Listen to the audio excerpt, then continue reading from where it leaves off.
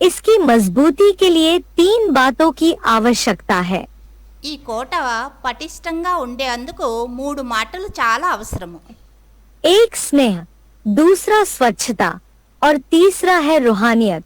ఒకటైంది స్నేహము, రెండవది స్వచ్ఛత, మరి మూడవదైంది ఆత్మీయత. यह तीनों बातें अगर मजबूत है तो कब कोई का वार नहीं होगा। ఈ 3 మాటలు ఒకవేళ దృఢంగా ఉన్నాయి అంటే ఎప్పుడూ ఎవ్వరూ ఆక్రమణ చేయడానికి సాధ్యమే లేదు, ఆక్రమణ చేయలేరు. अव्यक्त वाणी तारीख 17 मई 1972 पृष्ठ 279 आदि। అవ్యక్తవాణి తేదీ 17 మే 1972. शिव बाबा और वर्षे को याद करना है। శివ్ బాబా మరియు ఆస్తిని స్మృతి చేయాలి. याद तो करना है, తలంపైతే చెయ్యాలి. अकेले भी बैठे याद कर सकते हैं, ఒంటరిగా కూర్చొని కూడా తలంపు చెయ్యొచ్చు. परंतु అయితే संगठन तो जरूर चाहिए। సంఘటన తప్పక ఉండాలి. क्यों ఎందుకని? है?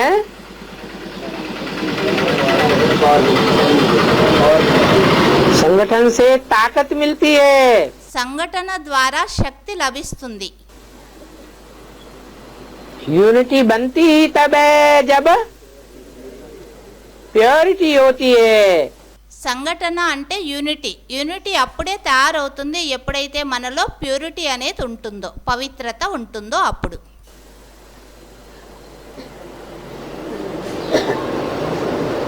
हंस बगलों के बीच रह करके अवस्था जम नहीं सकती। హన్స్ కొంగల మధ్యలో ఉంటూ తన అవస్థని తయారు చేసుకోవడం కష్టం. जब तक कि कोई सावधान करने वाला न हो। ఎంతవరకైతే దాన్ని ఎవరైనా హెచ్చరించేవారు లేదు, జాగ్రత్తగా ఉండాలి కొంగల మధ్యలో అంటూ మాటి మాటికి హెచ్చరించేవారు లేదు అంటే అది జాగ్రత్తగా ఉండలేదు వాటి మధ్యలో ఉంటూ. बाकी जब सर्विस करेंगे तो बाबा भी मदद करेंगे। మరి సర్వీస్ చేస్తారు అంటే బాబా కూడా వారికి సహయోగం ఇస్తారు.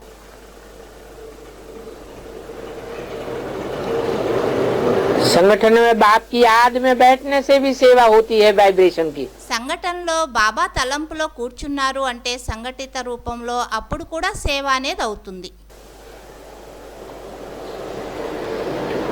हिम्मते मर्दे मददे बाप। ధైర్యం వహించారు అంటే తండ్రి యొక్క సహయోగం తప్పక లభిస్తుంది.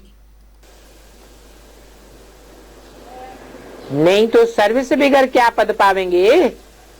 లేదంటే సర్వీస్ చేయలేదు అంటే పదవి ఎలా లభించగలదు, ఎలా పదవి పొందగలరు? बल बैकुंठ में जावेंगे, భలే వైకుంఠంలో అయితే వెళ్తారు, परंतु पद कौन सा पावेंगे। అయితే పదవి ఎలాంటి పదవి పొందగలరు? ब्राह्मण बना और फिर ब्राह्मणों का साथ लेना। బ్రాహ్మణులు అయ్యి మరి బ్రాహ్మణుల యొక్క జతలో ఉండడం ये तो बहुत जरूरी है। ఇది చాలా అవసరము. गीता पाठशाला में क्लास करेंगे तो संगठन की पावर मिलेगी। గీతా పాఠశాలలో క్లాస్ చేశారు అంటే సంఘటన యొక్క శక్తి లభిస్తుంది. संगठन में बैठ करके याद करेंगे సంఘటనలో కూర్చుని తలంపు చేశారు అంటే तो स्मृति रूपी धागे कई इकट्ठे हो जाएंगे। స్మృతి రూపీ దారాలు అనేక దారాలు ఒక జతలో ఉంటాయి. एक प्रकार की याद के ఒకే ప్రకారమైన యాద్ స్మృతి చేశారు అంటే అన్ని దారాలు కలిసి ఒక పెద్ద తాడులాగా తయారవుతుంది. वो एक मोटी रस्सी बन जाती है। చాలా లావుగా ఉండే తాడులాగా తయారవుతుంది. माया रावण के लिए रस्सी तोड़ना कठिन होगा या एक एक धागे को तोड़ना कठिन होगा। మాయా రావణుడికి ఈ పెద్ద తాడుని తెంచడం సహజంగా ఉంటుందా, లేదా ఒక్కొక్క దారాన్ని తెంచడం సహజంగా ఉంటుందా? है? रस्सी को तोड़ना माया रावण के लिए कठिन हो जाएगा। పెద్ద తాడుని తెంచడం మాయా రావణుడికి కష్టం అవుతుంది. और अलग अलग घर में बैठ करके याद करेंगे, వేరువేరుగా ఇంట్లో కూర్చుని తలంపు చేస్తూ ఉన్నట్లయితే एक को करके मेट देगी। ఒక్కొక్కరు ఒక్కొక్క చిన్న దారం అయితే దాన్ని వెంటనే తెంచేస్తుంది మాయా రావణుడు.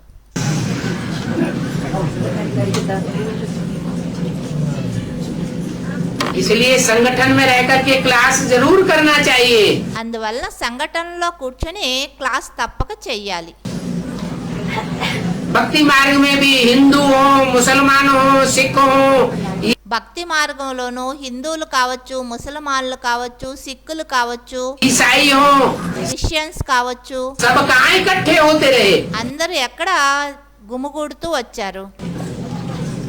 मंदिर मस्जिद गिरजाघर में इकट्ठे हुए ना। మందిరాలలో, మస్జిదుల్లో, చర్చిల్లో, గురుద్వారాల్లో అంటే అందరూ కలుస్తూ వచ్చారా లేదా? संगठन की ताकत रहती है। మందిరాలు, మస్జిదులు, చర్చలకు వెళ్ళడం వల్ల సంఘటన యొక్క శక్తి ఉంటుంది. वैसे भी कहते हैं संघौ शक्ति कलौ युगे। అలాను అంటారు, సంఘటన శక్తిలో కలియుగంలో సంఘటన శక్తిలో శక్తి ఉంటుంది అని. कलयुग में आत्मा की शक्ति उतनी काम नहीं करती। కలియుగంలో ఆత్మల యొక్క శక్తి అంతగా పని చేయదు, जितनी संगठन की शक्ति काम करती है। ఎంతగా సంఘటన శక్తి పని చేస్తుందో అంతగా ఆత్మల శక్తి పని చేయదు. इसलिए संगठन का क्लास कभी नहीं छोड़ना चाहिए। అందుకని సంఘటిత రూపంలో క్లాస్ ఏదైతే ఉందో అది ఎప్పుడూ వదిలిపెట్టకూడదు. అంటే డైలీ క్లాస్ చేయాలి, नहीं तो आत्मा कमजोर बन जाएगी। లేదంటే ఆత్మ చాలా బలహీనమైపోతుంది, पता भी नहीं चलेगा తెలియనే తెలీదు हम कमजोर बन गए। మేము బలహీనమైపోయాము అని. जितना आपका संगठन सेल्वेशन देने के निमित्त बनेगा, ఎంత మీ యొక్క సంఘటన అందరికీ అంటే సమస్యలకు సమాధానం ఇచ్చేందుకు నిమిత్తులు అవుతారో उतना ही चारों ओर का वायुमंडल शक्तिशाली बनेगा। అంతే నలువైపులా ఉండే వాయుమండలం శక్తిశాలిగా తయారవుతుంది. तो एक एक अपने को करने से संगठन स्वतः ही बदलता रहेगा। ఇలా ఒక్కొక్కరు తమని అలా తయారు చేసుకున్నారు అంటే సంఘటన స్వతహాగానే పరివర్తన అవుతుంది. यह स्मृति बार बार दिलाते रहो। ఇలా స్మృతి మాటి మాటికి ఇప్పిస్తూ ఉండండి ఒకరికొకరు. स्वपरिवर्तन से औरों को भी परिवर्तन और विश्व भी परिवर्तन। స్వపరివర్తన ద్వారా ఇతరులు కూడా పరివర్తన మరియు విశ్వ పరివర్తన కూడా జరుగుతుంది. अव्यक्त वाणी तारीख 2 अप्रैल 2008 पृष्ठ 7 मध्य। అవ్యక్తవాణి తేదీ 2 ఏప్రిల్ 2008. वाइब्रेशन अकेले में बनते हैं या संगठन में वाइब्रेशन ज्यादा संगठित होते हैं? వైబ్రేషన్ అనేది ఒంటరిగా తయారవుతాయా లేదా సంఘటనలో వైబ్రేషన్ మంచిగా తయారవుతాయా? మంచిగా తయారవుతుందా? संगठन में वाइब्रेशन बनता है। సంఘటనలో వైబ్రేషన్లు తయారవుతాయి. एक शक्ति है स्थूल इंद्रियों की, दूसरी शक्ति है वाचा की। ఒక శక్తి అయింది స్థూల ఇంద్రియాల యొక్క శక్తి, రెండోది వాచ యొక్క శక్తి. स्थूल इंद्रियों से भी जो कर्म करते हैं उसके वाइब्रेशन बनते हैं। స్థూల ఇంద్రియాలతో ఏదైతే కర్మ చేస్తారో దాని ద్వారాను వైబ్రేషన్ తయారవుతుంది. वो उतने प्रभावशाली नहीं है ఆ శక్తి అంత ప్రభావశాలిగా అయితే ఉండదు, क्योंकि इंद्रियां स्थूल में अपना कर्म करती है। ఎందుకంటే ఇంద్రియాలు స్థూలంలో తమ పనులు చేస్తాయి, కార్యాలు. वाचा उससे सूक्ष्म है। వాచ ఆ స్థూల ఇంద్రియాల కంటే సూక్ష్మమైనది. तो इंद्रियों से जो कर्म होते हैं उसके मुकाबले वाचा से ఇంద్రియాలతో ఏదైతే కర్మ చేస్తారో దాని లెక్కలో చూస్తే వాచా యొక్క సేవ ఏదైతే ఉందో, వాచాతో ఏదైతే కర్మ చేస్తారో ज्यादा सूक्ष्मता आने के कारण ज्यादा असर पड़ता है। ఇంద్రియాల కంటే సూక్ష్మమైన కారణంగా ఎక్కువ ప్రభావం పడుతుంది వాచా సేవ ద్వారా। और वाचा से भी ज्यादा मनसा का असर पड़ता है। వాచా కంటేనూ ఎక్కువ మనసు యొక్క ప్రభావం పడుతుంది। मनसा भी एक व्यक्ति की उतनी पावरफुल नहीं होगी। వాచా కూడా ఒక వ్యక్తిదైతే ఇంత పవర్ఫుల్గా ఉండదు।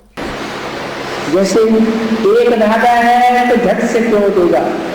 మనసు కూడా, మనసు యొక్క పవరు ఒక్కరే కూర్చొని యాద్ చేస్తున్నారు అంటే అది అంత శక్తిశాలిగా ఉండదు। ఒక్కరు కూర్చొని యాద్ చేయడము అంటే ఒక్క దారం అనుకోండి, దాన్ని తొందరగా ఎవరైనా తెంచేయగలరు। तो माया भी एक व्यक्ति के संकल्प के धागे को यूं तोड़ देगी। మాయ కూడా ఒక్కరి సంకల్పాల యొక్క శక్తిని వెంటనే తెంచేస్తుంది। और अनेक धागे इकट्ठे करके मोटा रस्सा बन जाएगा। అనేక మంది కూర్చొని ఒకే సంకల్పంతో యాదిలో కూర్చుని ఉన్నారు అంటే ఈ అనేక ఆత్మల యొక్క అనేక దారాలు కలిసి ఒక పెద్ద తాడుగా తయారైంది అనుకోండి। तो क्या होगा, वो टूटेगा नहीं। ఆ పెద్ద తాడైతే అది తెగదు, దాన్ని తెంచాలని ప్రయత్నించిన। इसलिए అందుకని संगठन का बहुत महत्व है। సంఘటనకి చాలా శక్తి అనేది, మహత్వం అనేది ఉంది।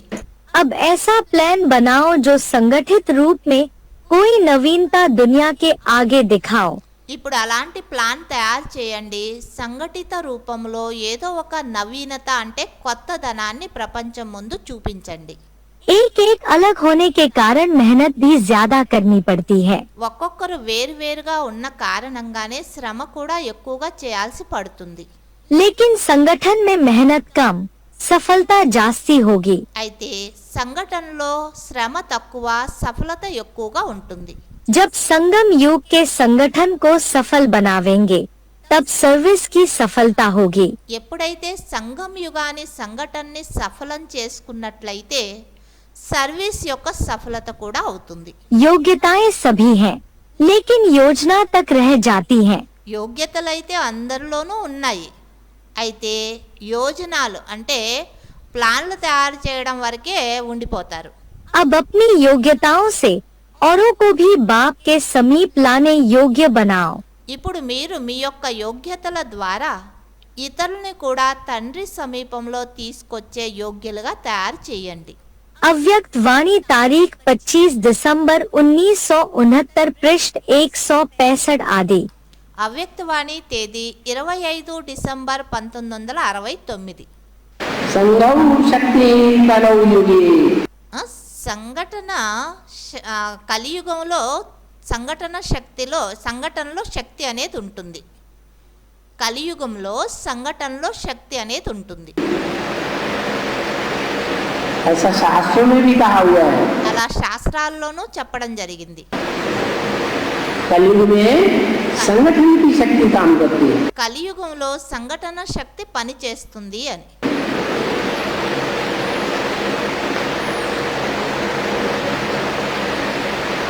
तो संगठित वातावरण बनाने से उसका फोर्स ज्यादा रहता है।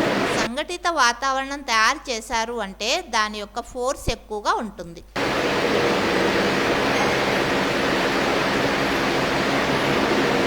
संगठन को कभी छोड़ना नहीं चाहिए। जितना ज्यादा से ज्यादा लाभ ले सके संगठन का उतना लेना चाहिए। సంఘటన యొక్క లాభాన్ని ఎప్పుడూ వదిలిపెట్టకూడదు, ఎంత వీలైతే అంత ఎక్కువ సంఘటన యొక్క లాభాన్ని పొందాలి। जहाँ संगठन की शक्ति है वहाँ विजय है। ఎక్కడైతే సంఘటన యొక్క శక్తి ఉంటుందో అక్కడ విజయం అనేది తప్పకుండా అవుతుంది। बाकी विघ्न तो आने ही हैं। మిగతా విఘ్నాలైతే రానే వస్తూ ఉంటాయి। नहीं तो विघ्न विनाशक नाम क्यों रखा है? లేదంటే విఘ్న వినాశక్ అనే పేరు ఎందుకు పెట్టడం జరిగింది? विघ्न विनाशक का अर्थ क्या है? విఘ్న వినాశక్ అంటే అర్థం ఏమైంది? विघ्न आवे और विनाश करो, విఘ్నాలు రావడం మరియు వాటిని వినాశనం చేయడం, यह तो होना ही है। ఇలా అయితే జరుగుతూ ఉంటుంది। विघ्नों का काम है आना और आपका काम है विनाशक बनना। విఘ్నాల పనైంది రావడం, మరి మీ పనైంది ఆ విఘ్నాల్ని వినాశనం చేయడం. अव्यक्त वाणी तारीख 23 फरवरी 1997 पृष्ठ 34 आदि। అవ్యక్తవాణి తేదీ 23 ఫిబ్రవరి 1997. बाबा के 106 डिग्री बुखार हो, బాబా అంటారు 106 డిగ్రీల బుకారు ఉన్నప్పటికినో, అంటే జ్వరం ఉన్నప్పటికినో, तो भी संगठन में जाना चाहिए। అయినప్పటికినో సంఘటనకి వెళ్ళాలి. 106 డిగ్రీల జ్వరం ఉంటేను. संगौ शक्ति कलौ युगे, కలియుగంలో సంఘటనలో శక్తి అనేది ఉంటుంది. कलयुग में संगठन की शक्ति कार्य करती है और ये तो ईश्वरीय संगठन है। కలియుగంలో సంఘటన శక్తి కార్యం చేస్తుంది. అయితే ఇదైంది ఈశ్వరీయ సంఘటన. मुसलमानों को देखो, ముసల్మాన్లను చూడండి, कितना बड़ा संगठन काबा में इकट्ठा होता है। ఎంత పెద్ద సంఘటన కాబాలో చేరుతారో. इतना बड़ा संगठन दुनिया में किसी भी धर्म का नहीं देखने में आता है। ఇంత పెద్ద సంఘటన మరి ఏ ధర్మాన్ని ప్రపంచంలో చూడడానికి కనిపించదు. इसलिए उन इस्लामियों ने అందుకని ఆ ఇస్లామీలు दुनिया के ऊपर लंबे से लंबे समय तक राजाई की। ప్రపంచం పైన అందరికంటే ఎక్కువ సమయం రాజ్యం చేయడం జరిగింది. అంటే రాజ్యం చేశారు ముసల్మాన్లు. इतनी पावर आ जाती है వారిలో ఇంత संगठन शक्ति की। శక్తి అనేది వస్తుంది సంఘటన శక్తి కారణంగా. वो उनका तो आसुरी संगठन है। మరి వారిదైంది ఆసురీ సంఘటన. అయినప్పటికీ వారిలో ఎంత శక్తి ఉంది, ఎక్కువ సమయం రాజ్యం చేశారు సృష్టి పైన.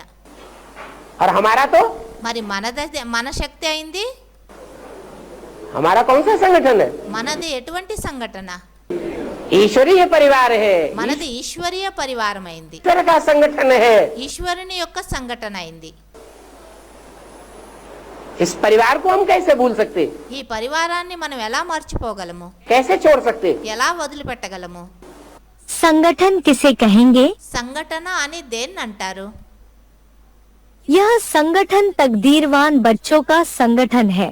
ఈ సంఘటన ఏదైతే ఉందో అదృష్టవంతులైనటువంటి పిల్లల యొక్క సంఘటన అయింది. अव्यक्त वाणी तारीख 20 फरवरी 1984 पृष्ठ 142 मध्य। అవ్యక్తవాణి తేదీ 20 ఫిబ్రవరి 1984. संगठन कहाँ कैसे जाता है? సంఘటన అని దేన్ని అనడం జరుగుతుంది? बिना तेरी सत्ता के पत्ता भी हिल सकता नहीं, उसको संगठन कहा जाता है।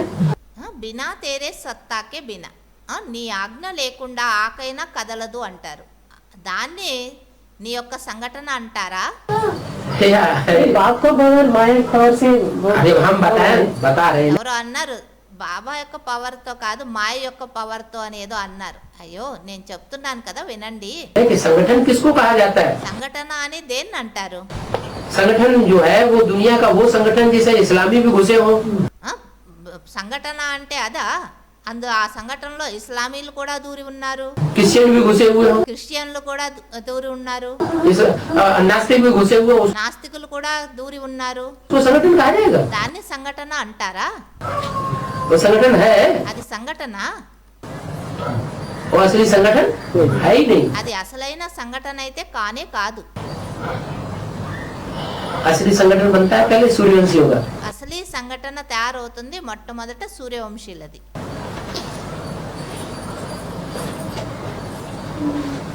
इसलिए बोला అందుకే చెప్పడం జరిగింది कि प्रैक्टिस पक्की करो, ప్రాక్టీస్ పక్కా చేసుకోండి, అభ్యాసం श्रीमत पर ही चलना है, శ్రీమతం పైనే నడుచుకోవాలి అని. कदम कदम पर श्रीमत लेनी है। అడుగడుగులో శ్రీమతాన్ని తీసుకోవాలి. संगठन टूटने का कारण और उसका निवारण। సంఘటన విఘటన అయ్యేదానికి కారణము మరియు దానికి నివారణ. संगठन माना यूनिटी। సంఘటన అంటేనే యూనిటీ. यूनिटी कैसे बनती है? యూనిటీ దేని ద్వారా తయారవుతుంది? प्योरिटी से। ప్యూరిటీ ద్వారా, పవిత్రత ద్వారా. तो दिनों दिन प्योरिटी घटती जा रही है, बढ़ती जा रही है? రోజు రోజుకి పవిత్రత పెరుగుతూ ఉందా, తరుగుతూ ఉందా? काई की शूटिंग हो रही है? ఏం షూటింగ్ నడుస్తూ ఉన్నది? हैं? प्योरिटी घटेगी तो यूनिटी भी घटेगी। ప్యూరిటీ తక్కువ అవుతూ ఉంది అంటే యూనిటీ కూడా తక్కువ అవుతూ ఉంటుంది. गीता पाठशालाओं का संगठन भी कम दिखाई पड़ेगा। గీతా పాఠశాలల యొక్క సంఘటన కూడా తక్కువగా కనిపిస్తుంది. प्योरिटी बढ़ेगी तो यूनिटी भी दिखाई पड़ेगी। ప్యూరిటీ పెరుగుతుంది అంటే యూనిటీ కూడా పెరుగుతుంది. बिखरेगी तो यूनिटी बिखरेगी तो बिखर जाएगी। సంఘటన అంటే చల్లాచెదరైపోయింది అంటే పవిత్రత చల్లాచెదరం అయిపోయినట్లే. పవిత్రత చల్లాచెదరం అయింది అంటే సంఘటన కూడా చల్లాచెదరం అయిపోతుంది. वही होता है,